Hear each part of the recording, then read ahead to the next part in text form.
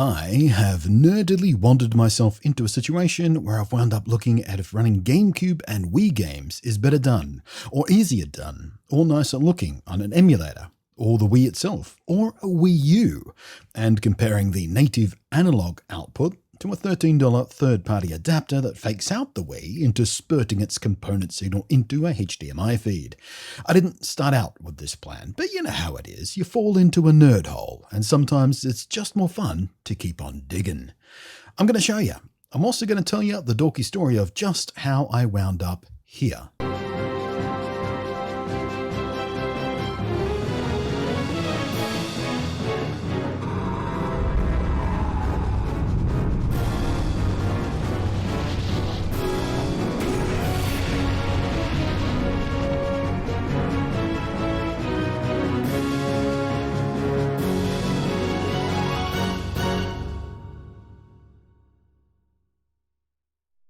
Hello again, I am Blunty, and I've been doing this YouTuber thing for quite some time now. So long, in fact, that 1080p uploads weren't even a thing that YouTube could do, even if you had the bandwidth to spit up a video file that big. So long ago that my earliest gaming content was from an era that predates HDMI or other kinds of direct digital video capture and output.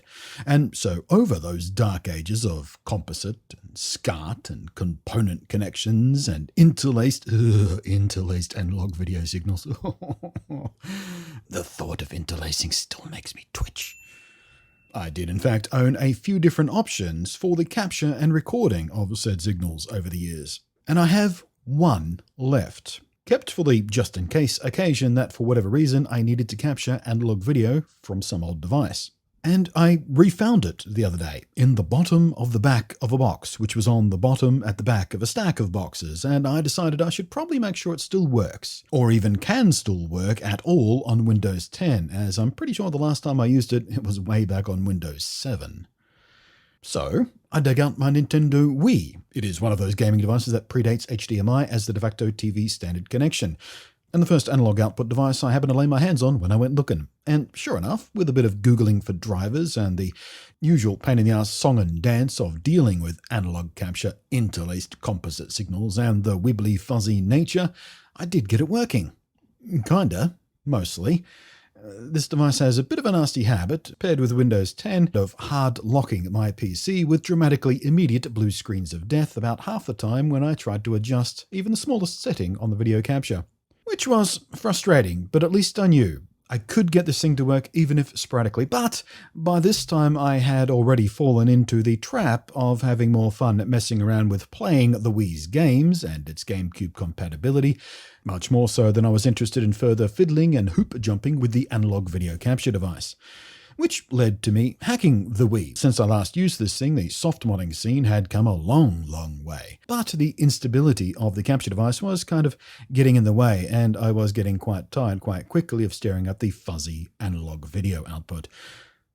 And although my TV does technically support analog input, I seem to have lost the proprietary breakout cable it uses for this purpose. It's pretty common on TVs these days. They're made so thin they don't have the room for the old analog connections, so they use little breakout cables instead, which of course you lose immediately because you hardly ever use them. So I popped online wondering if the third-party HDMI adapters for the Wii were still available and in fact were cheap enough just to try out on a whim. They are, and they were. $13 from my Amazon gift card balance later, and one was on its way to me. In the meantime, while said device made its way to me here in Aussieland from all the way in California, I still wanted to keep splashing around in Nintendo nostalgia. I was waist deep in it by this point. There was no saving me. So, I broke out my WiiU, which does have a HDMI built in and has a Wii compatibility mode, which, as it turns out, I didn't know this, but if you soft mod your WiiU, you can in fact play GameCube games natively, thanks to some clever homebrew called Nintendon't. Nintendo themselves locked this feature out even though, obviously as demonstrated by Nintendon't, the hardware does in fact fully support absolute GameCube compatibility. Nintendo does what Nintendo does. Now, sure, by now, I'm sure you're asking, why didn't I just use an emulator on my PC? Which is a fair question. I have a very powerful PC. I can easily emulate GameCube games, and not only is that actually less fuss than busting out old hardware, setting it up, messing with capture cards, not to mention the multi-step process needed to mod the Wii U in the first place to enable the GameCube compatibility, and with an emulator I can actually make the game look better than it ever has done, using the emulator to run its settings to force it to internally render the models at much higher resolutions, and do things like anti-aliasing and all that kind of jazz. I even have a USB adapter so I can use the spectacularly good Nintendo Wavebird controller on my PC. The first truly superb first-party wireless controller on the market, by the way, if you're not familiar with the Wavebird, and it still holds up today. I love this thing. But there is something to be said for running a game where it belongs, natively, direct, on its home hardware, and skipping the occasional bulkiness that can happen even today on the latest emulators. Pokemon Colosseum, for example, one of the games I'm using to demo here, has some odd text glitches in emulators sometimes. Other games can have all manner of odd little glitches or graphical oddities in emulators. But in any case, novelty, curiosity, and nostalgia can team up in an old nerd like yours truly, and so here we are. As you may have noticed, the difference between the Wii U's native HDMI output in Wii mode and using the homebrew trick to enable native GameCube code execution look just subtly different from the Wii's own output. Certainly, of course, when compared to the deinterlaced analog capture, it looks significantly different, but even with the adapter, converting the analog progressive feed from the Wii, which was intended for use with composite cables, into a HDMI signal. The adapter itself worked perfectly right out of the box, by the way. Highly recommended, plug and play, easy as. It does get a bit warm in use, I noticed, because of course it is doing some active signal conversion, taking that analog signal, converting it into digital for HDMI, but the heat was nothing that actually worried me.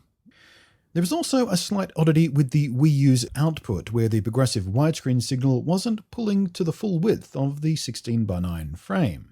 The Nintendo homebrew software I used to get the GameCube games running on the Wii in the first place does have a few different video options and things like that, so perhaps if I fiddle with those some more, it would work more reliably and more natively. But again, I kind of got caught in the trap of actually playing the game more than I was interested in fiddling with getting the game running. So while the Wii U option is certainly more convenient, there's no adapters needed for a start, and of course being able to natively play 3 generations of Nintendo content, the GameCube, Wii, and Wii U, all from one device, is certainly attractive in its own right. And the USB adapter I used to get my Wavebird working on the PC can even work on the Wii U, so I have a proper GameCube control here as well. But I think when needing the most accurate capture for at least GameCube titles, I'll stick with the Wii and this cheap little HDMI adapter. What do you think? You've been looking at the comparisons. Which route would you take? What devices do you still have? Which one would you be willing to buy to enable this kind of stuff?